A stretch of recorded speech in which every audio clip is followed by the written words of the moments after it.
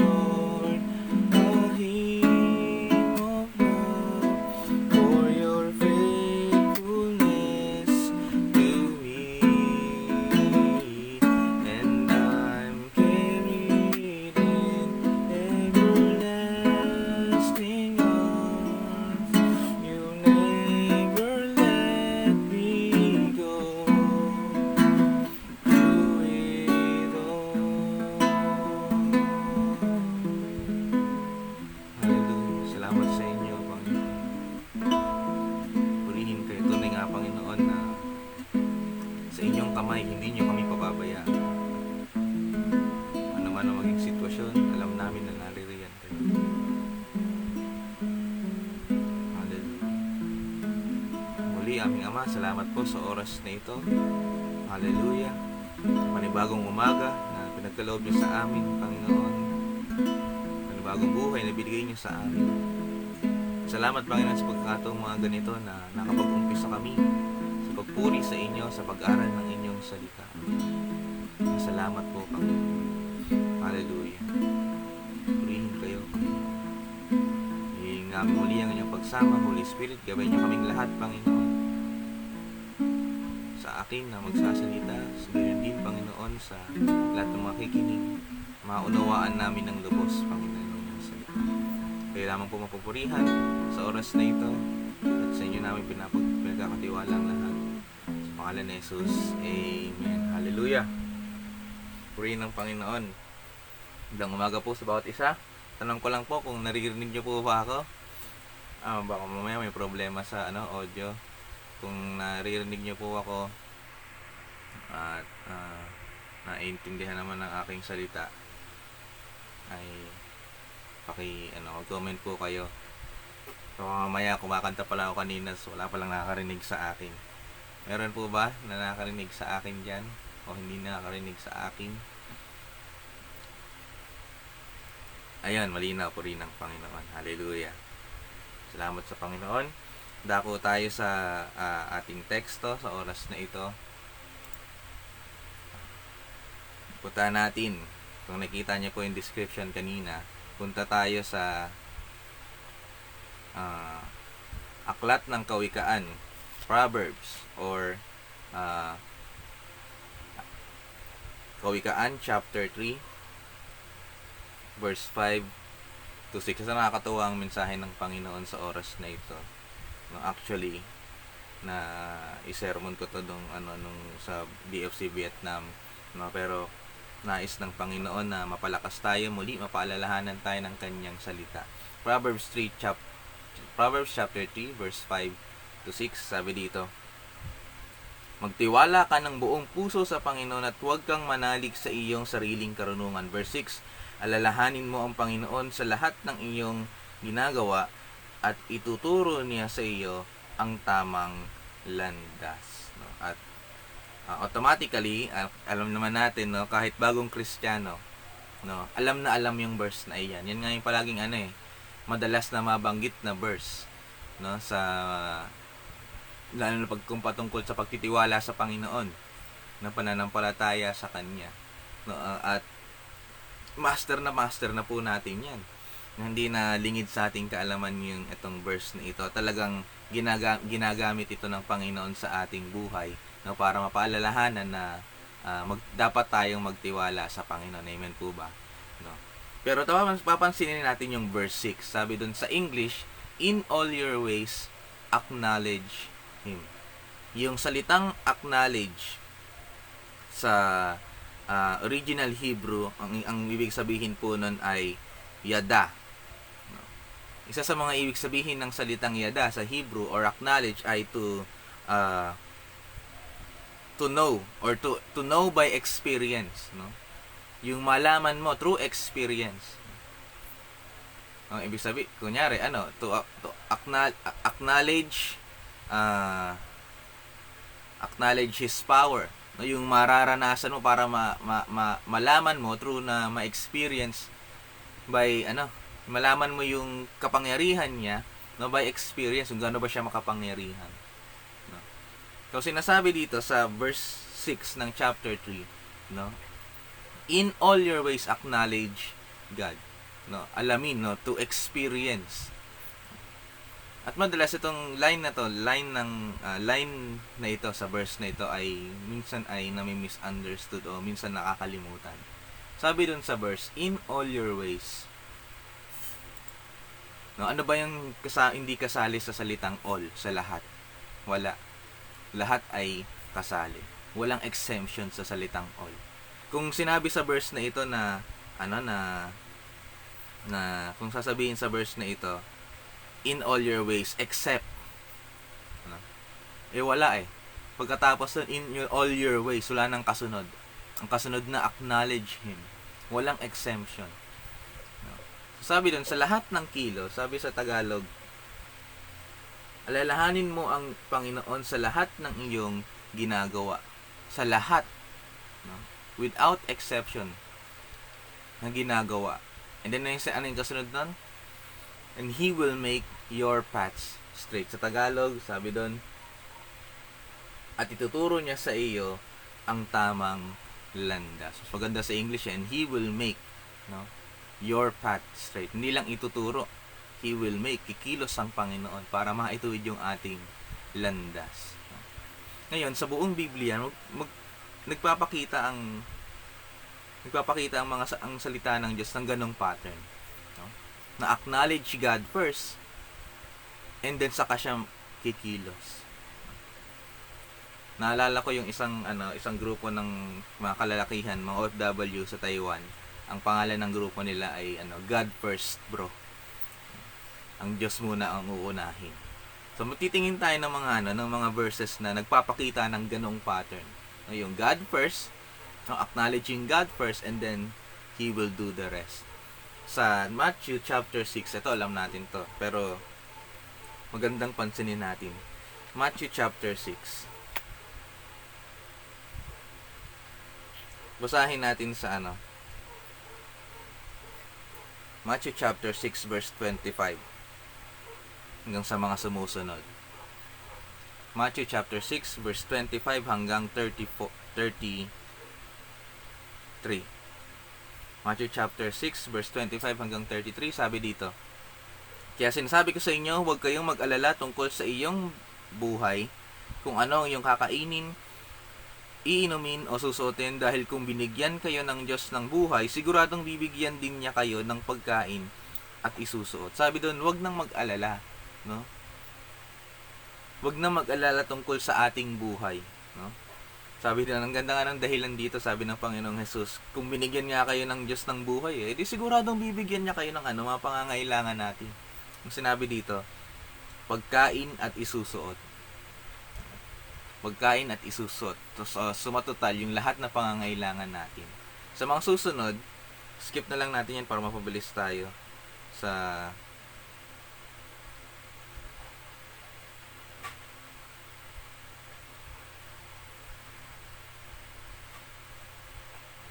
verse 31. Punta na agad tayo sa verse 31 para mabilis tayo. Kaya huwag kayong mag-alala kung ano ang iyong kakainin, iinumin o susuotin. Ang mga bagay na ito ay pinapahalagahan ng mga taong hindi kumikilala sa Diyos. Huwag tayong mag-alala sa lahat ng ating pangangailangan. Huwag natin alalahanin masyado yung ating pangangailangan. Kaya, verse 33, kaya unahin ninyo ang mapabilang sa kaharian ng Diyos at sa pagsunod sa kanyang kalooban, at ibibigay niya ang lahat ng pangangailangan niya. Ito yung unang pattern na papakita na tutukuyin natin. Sabi doon, kaya unahin ninyo na mapabilang sa kanyang kalooban, sa pagsunod, mapabilang sa kaharian ng Diyos at sa pagsunod sa kanyang kalooban. Sabi doon, unahin muna, seek ye first the kingdom of God, no? And His righteousness. Pagsunod sa kanyang kalooban, at ibibigay niya ang lahat ng pangangailangan niyo.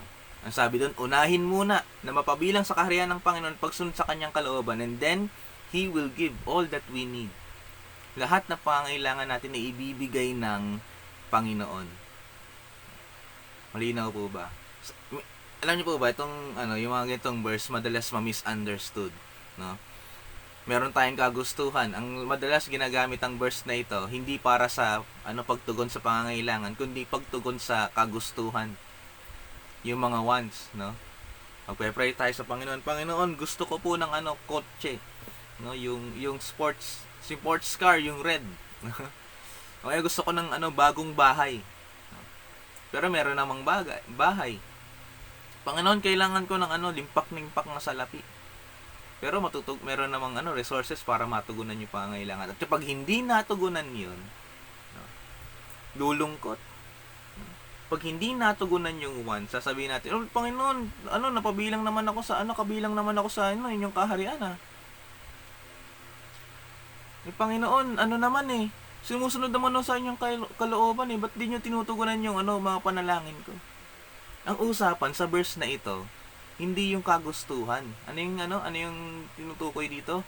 Yung pangangailangan. At minsan nakakalimutan natin pasalamatan ang Panginoon, nakakalimutan natin pasalamatan ng Panginoon.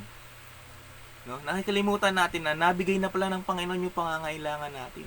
Pero yung ating kaisipan ay nakatutok doon sa kagustuhan. No? Kaya imbes na magpasalamat tayo palagi sa Panginoon, araw-araw na binigay ng Diyos, na ibinibigay niya lahat na pangangailangan natin, hindi na natin napapasalamatan ng Panginoon. Bakit? Inaabangan natin yung dumating yung pagtugon sa kagustuhan natin. No?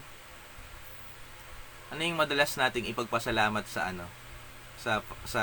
pag nagpapatawa tayo, ano yung madalas nating maliban sa pagtugon, no, sa mga panalangin, madalas nating ipatotoo yung may natugunan na kagustuhan natin. may natugunan na panalangin na kagustuhan natin. Bibihira yung hindi naman sa bibihira, pero madalang yung pagkakataon na nagpapasalamat tayo sa pagtugon ng Panginoon sa ating pangangailangan. At madalas pa nga, tuwan-tuwa pa tayo pag pinapatotoo natin na tinugunan yung ating kagustuhan. Naintindihan po ba? Pero sinasabi ng Panginoon dito, kung pangangailangan ng usapan, unahin muna ang Panginoon. Unahin muna ang Panginoon, mapabilang sa kanyang kaharian at pagsunod sa kanyang kalooban. At lahat ng iyon, yung pangangailangan, ay tutugunin ng Panginoon. Kaya nga, yung pagsunod sa Panginoon, sa kalooban ng Panginoon, yung pagtawag sa, yung pagkatawag sa atin sa paglilingkod, yung mga tinawag na pastor, hindi dapat natin kailangan hindi natin kailangang mag-alala. Unang-una pa lang sa verse 25, huwag tayong mag-alala. Bakit? If we follow God's will, at pagkabilang tayo sa kaharian ng Panginoon, yung lahat ng pangangailangan natin, automatic na tutugunan niya ng Panginoon. Automatic na po yan. In any way, God will provide the needs of His children. Basta, anong sabi doon? Sumunod muna sa kalooban ng Panginoon at mapabilang sa kanyang kaharian. God first, acknowledge God first, and then He will do the rest. Sunod pa po, Proverbs chapter 16. Balik tayo sa Kawikaan. Hallelujah. Kawikaan chapter 16.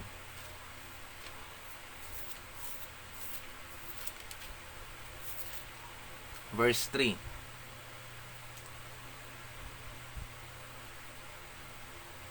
Sabi dito sa Tagalog, ipagkatiwala mo sa Panginoon ang lahat ng iyong gagawin at magtatagumpay ka. Sa English, commit your works to the Lord and your plans will be established.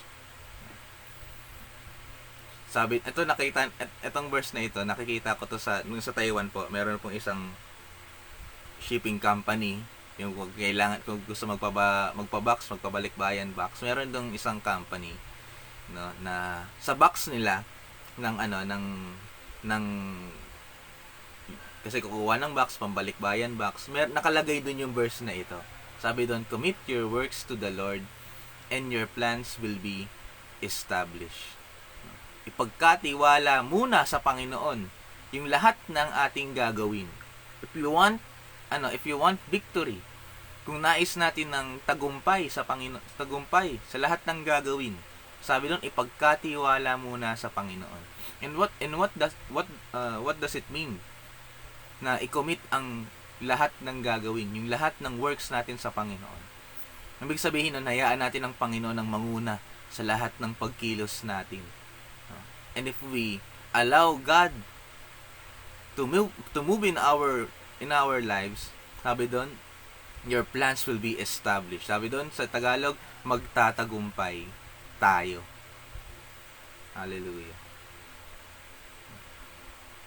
Gustong-gusto natin magtagumpay, pero nakakalimutan natin yung pinakasikreto ng tagumpay. Sino? Ang Panginoon. Yung ministry, method of ministry will not guarantee you victory. Only God can guarantee us victory. Yung kaparaanan ng mga minister, yung iba't ibang mga kaparaanan, hindi yan naggagarantiya ng tagumpay. Ang Panginoon ang nagbibigay ng tagumpay. Hallelujah. Naalala ko nga po, napag-usapan namin yon dito ni Ate Jane. Kasi nga yung EEC, sa lahat ng yung mga balikbayan box, yung mga shipping company sa Taiwan po ay madalas, kunyari merong Filipino store, pumepwesto lang doon para mag-advertise, pumwesto doon para sa pagpapakita na meron silang shipping company. Tanging EEC, sabihin ko na nga yung brand, tanging yung EEC na merong verse sa box nila na binibigay pag magpapa-shipping. Sila lang yung merong yung may sariling convenience store tapos shipping company. Sila lang yung brand sa Taiwan, kung hindi ako nagkakamali, na merong shipping company tapos merong convenience store, Filipino store. Yung ibang shipping company sa Taiwan, nakikipwesto pa sa ibang Filipino store. Sila may sarili sila. Kaya makita talaga natin yung pagtatagumpay na binibigay sa kanilang Panginoon, yung paglago na binibigay sa kanila ng Panginoon. At hindi talaga, yung salita talaga ng Panginoon ay hindi bumibigo. Ang Panginoon ay hindi bumibigo. No? But if you want victory, sure victory, ipagkatiwala muna natin sa Panginoon yung lahat ng gagawin, lahat ng kilos natin. No? God first, acknowledge God first, and He will do the rest. Isa pa po, atras pa ulit tayo, Salmo chapter 37. Psalms chapter 37. Hallelujah. Psalms chapter 37. Ano oras na po ba? Okay, may oras pa tayo. Psalms chapter 37. Verse 4. Sabi dito, sa Panginoon mo, hanapin ang kaligayahan at ibibigay niya sa iyo ang ninanais mo. Sa English, take delight or delight yourself into the Lord and He will give you the desires of your heart. Sa Panginoon muna, hanapin ng kaligayahan, tapos yung lahat ng ating dinidesire, yung dinidesire ng puso natin ay ipagkakaloob niya sa atin. Ito, sino madalas gumamit nito? Mga kabataan, di ba? Lagi ko rin nababanggit yan. Yung mga kabataan, gustong-gusto yung verse na ito. No? Na pag hinahanap ko sa Panginoon ng aking kaligayahan, makukuha ko rin siya. Makukuha ko rin yung bagay na iyon. Naninampalataya ko pag ang Panginoon ang aking joy. Yung mga panalangin ko, yung mga kagustuhan ko, makukuha ko yun. Pero alam niyo po ba, ang tunay na ibig sabihin ng verse na ito ay ganito. For example, sa kasintahan ulit. Pag ang kaligayahan natin ay sa kasintahan natin, ano yung ginagawa natin? Lahat ng gusto niya, ng minamahal natin, no? Lahat ng nais niya, no? Lahat ng utos niya, ano ginagawa? Sinusunod, di po ba? Dahil siya yung kaligayahan natin, yung ating minamahal, relasyon, no? Gusto natin mapaluguran siya, mapasaya siya, no? Masunod siya, no? Pangiti siya, no? Dahil mahal natin hindi po ba? Ganun din naman sa verse na ito. Dahil sa Panginoon natin hinahanap ang ating kaligayahan. Dahil ang Panginoon ng ating kaligayahan, no? Lahat ng kagustuhan niya, yun yung susundan natin. Yung magiging desire natin ay yung masunod siya, no? Masunod ang Panginoon, mapaluguran ng Panginoon, no? Na mapasaya ang Panginoon, no? Yung gusto nating masunod ay ang Panginoon lamang, no? At dahil sa siya yung ating kaligayahan, no? Malinaw po ba? Pero nandun pa rin yung pattern, no? Panginoon muna, God first, acknowledge God first, and He will give you the rest. Yung ating ninanasa, yung ninanasa ng puso natin, yung mga desires ng ating puso, ipagkakaloob ng Panginoon. Hallelujah. Next, onti na lang, baka mag-overtime po ako, kaya pagpaumanhin niyo na po ako. Philippians chapter 4, verse 6 to 7. Filipos 4, 6 to 7. Hallelujah.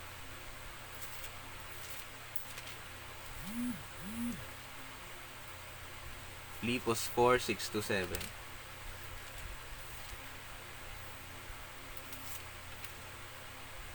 Sabi dito, huwag kayong mag-alala sa anumang bagay, sa halip ilapit sa Diyos ang lahat ng pangangailangan nyo sa pamamagitan ng panalangin na may pasasalamat. Kapag ginawa nyo ito, bibigyan kayo ng Diyos ng kapayapaan na siyang mag-iingat sa puso nyo at pag-iisip dahil kayo'y na kay Kristo at ang kapayapaang ito ay hindi kayang unawain ng tao. Ito na naman, no? Sabi doon, huwag mag-alala sa anumang bagay. Yung kanina sa Matthew, sa mga pangangailangan. Ngayon naman sa lahat ng bagay. Without exemption. No? Walang exemption. Hindi pwedeng, sige, hindi mo mag-aalala dito, pero sa itong part, Panginoon, mag-aalala ako. Hindi. No? Sabi doon, huwag mag-alala sa lahat ng bagay. No? Sa halip, ito yung dapat nating gawin. Ilapit sa Diyos ang lahat ng pangangailangan sa pamamagitan ng panalangin ng may pasasalamat.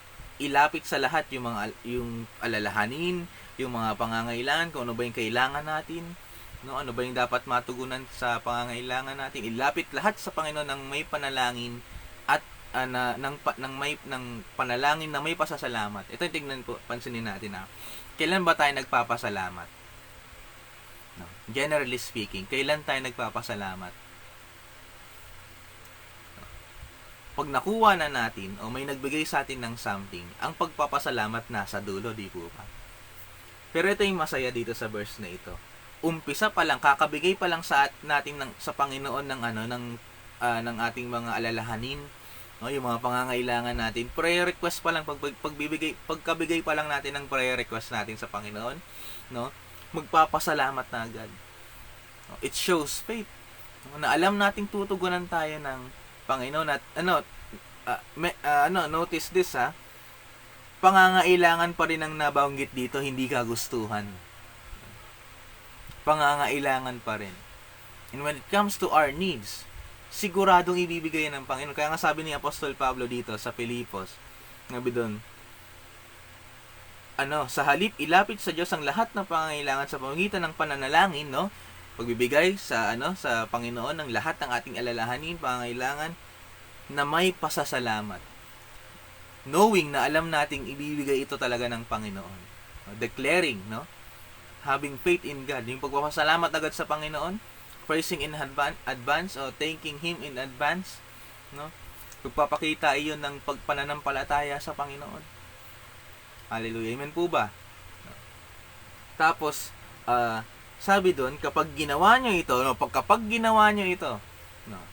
Ito muna yung dapat nating gawin, no? Sabi ni Apostol Pablo, gawin nyo muna ito, no? At kapag ginawa nyo ito, sabi niya, bibigyan kayo ng Diyos ng kapayapaan na siyang mag-iingat sa puso at isip, sa puso nyo at pag-iisip dahil kayo'y na kay Kristo Jesus. Bibigyan tayo ng kapayapaan ng Panginoon.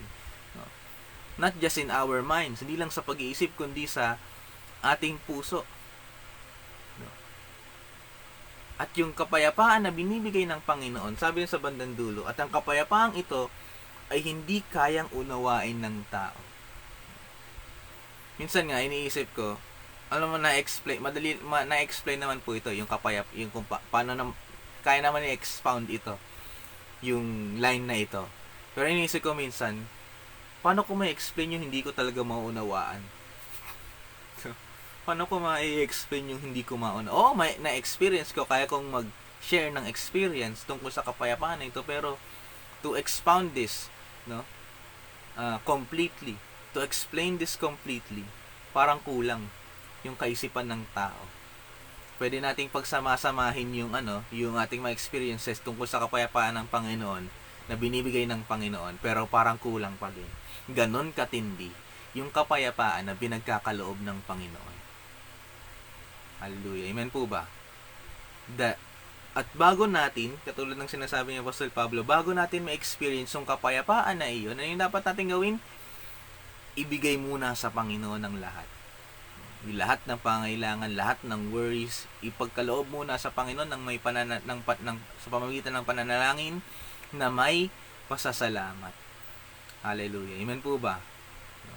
God first, and then He will give the rest. He will do the rest. Nakita niyo po ba yung pattern? Pattern doon na sinasabi ng Proverbs, chapter 3, verse 5 to 6. Ang Panginoon muna, and then yung mga siya na bahala sa mga susunod. Pinakahuli, dito na tayo magtatapos. Balik ulit tayo sa Salmo, chapter 91, verse 14. Hallelujah.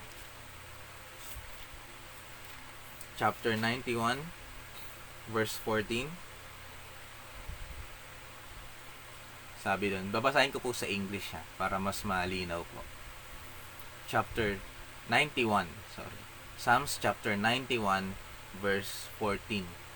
Sabi dito, because He loves me, says the Lord, I will rescue him, I will protect him, for He acknowledged my name. Sabi doon, dahil mahal ang Panginoon, dahil mahal niya ang Panginoon, sabi ng Panginoon, dahil mahal niya ako, and He acknowledges my name, I will rescue him and I will protect him.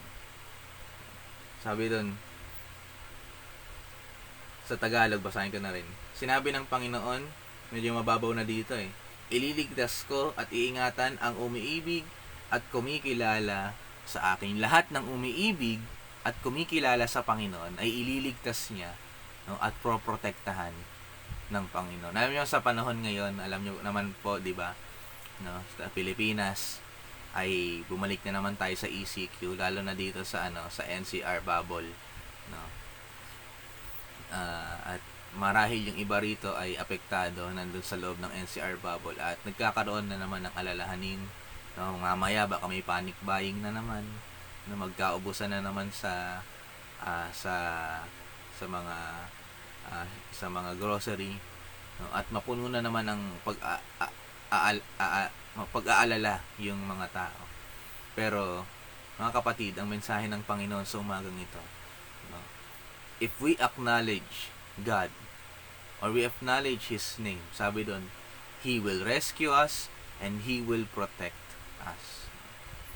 Kung gusto natin maranasan yung pagliligtas ng Panginoon at ang proteksyon na nanggagaling sa Panginoon, first, love God and acknowledge His name. Amen po ba? God first, no? Acknowledge God first, and He will do the rest. Kaya balik tayo dun sa Proverbs chapter 3, verse 5 to 6. Sabi pa nga dun sa verse 5, no? Trust in the Lord. Magtiwala tayo sa Panginoon with all your heart, no? Ng buong puso, hindi kalahating puso, hindi 99%, no? Kala natin yung 99% ng puso natin is enough, pero hindi. Sabi dun, magtiwala tayo sa Panginoon ng buong puso. Ng buong puso. All your heart.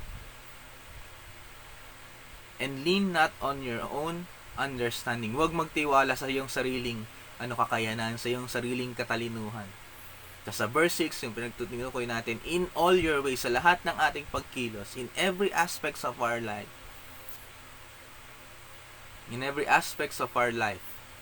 acknowledge Him. Acknowledge God. Amen po ba? At after nun, He will make our paths straight.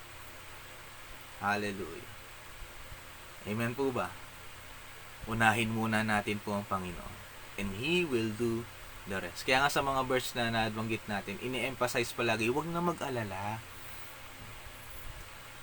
We should not worry. Ipagkaloob muna po sa Panginoon. Lalo na sa panahon ngayon, no? Ang panahon maaring magbago, pero ang Panginoon hindi nagbabago. Situations and seasons may change, but God will never change. He will remain faithful to the end. Amen po ba? Hallelujah. Sige, awitan mo muna natin ang Panginoon. Yung sabi dun sa kanta, You are forever in my life.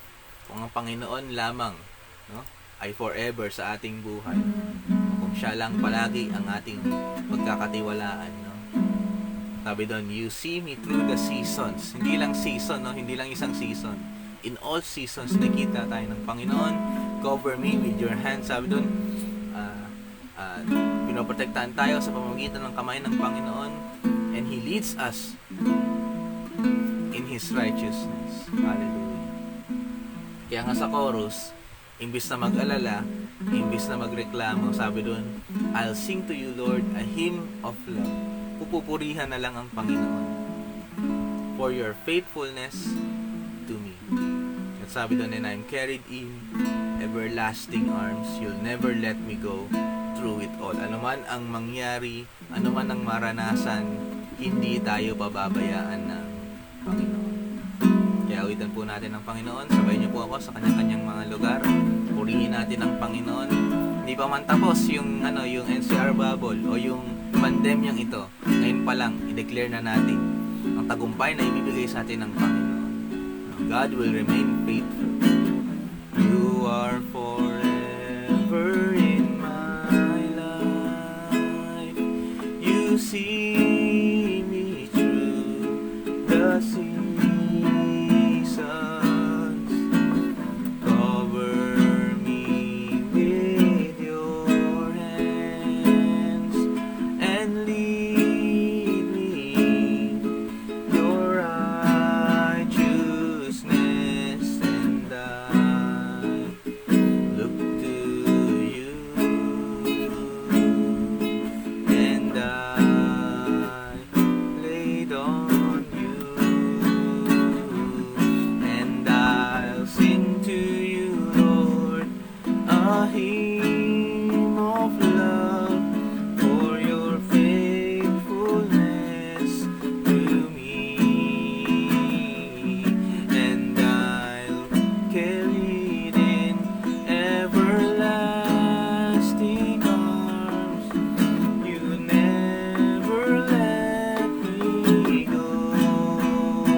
sing to you, and I'll sing to you, Lord, a hymn of love for your faithfulness to me. Hallelujah. And I'm carried in everlasting arms. You never let me go. I'll sing to you, Lord, and I'll sing to you, Lord, a hymn of love for your faithfulness to me. And I'm carried in everlasting arms. You'll never let me go. Through it all.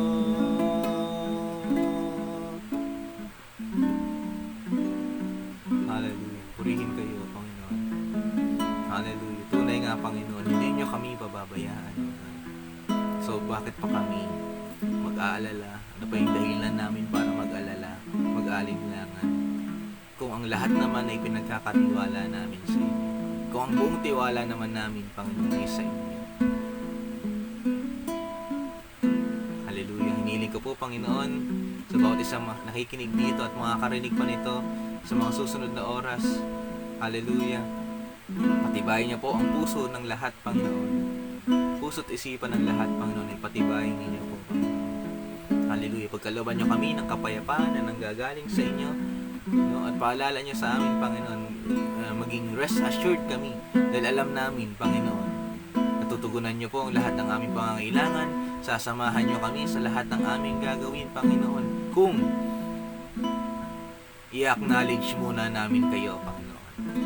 Hallelujah. Tulungan niyo kami na sa lahat ng kilos namin ay unahin namin kayo, Panginoon. Hallelujah. Nalapitan muna namin kayo, Panginoon. Sa lahat ng pagkilos, sa lahat ng pagdidesisyon, lahat ng bagay, Panginoon, ay unahin namin muna kayo. Nang sa ganon, maging tiyak ang tagumpay. Hallelujah. Hallelujah. Salamat, Panginoon, dahil kayo Diyos na makapangyarihan, Panginoon. At alam namin na hindi kami mabibigo kung sa inyo kami magtitiwala. Kaya nilig ko po, Panginoon, ang kalakasan, ang igawad niyo po sa lahat ng nakikinig dito, Panginoon. Niling ko po, Panginoon, ang pagtugon ninyo sa lahat ng aming pangangailangan. Magpapagaling, Panginoon, sa lahat ng may karamdaman. Hallelujah. Hallelujah. Tagumpay sa lahat ng aming gagawin. Purihin kayo, Panginoon. Pagpalain niyo po ang bawat isa sa oras na ito. Hallelujah. Kayo po ang masunod sa buhay namin, Panginoon. Dahil sa inyong plano, Panginoon, yung plano niyo sa amin, alam namin ang dulo nito ay tagumpay at alam namin ang lahat ng iyon ay para sa kabubuti namin. Hallelujah. Salamat po sa inyo, Panginoon. Purihin kayo sa inyong lahat ng papuri pa sa salamat. Sa pangalan ni Jesus. Amen. Hallelujah. Purihin ang Panginoon. God bless po sa bawat isa. No, lagi nating i-share yung mga devotion na ito para ma-share natin yung salita ng Diyos. No, mapalakas natin ng bawat isa sa kanya, sa pamamagitan ng kanyang salita at mensahe. Kaya God bless po sa bawat isa. Saan man po kayo naroroon, naririyan ang kasama natin ng Panginoon. No? Hindi niyo tayo pababayaan. God bless po sa inyo. Kita-kita po ulit tayo sa mga susunod na devotion, no? At pag-iingat ng Panginoon ang bawat isa. God bless po. To God be the glory.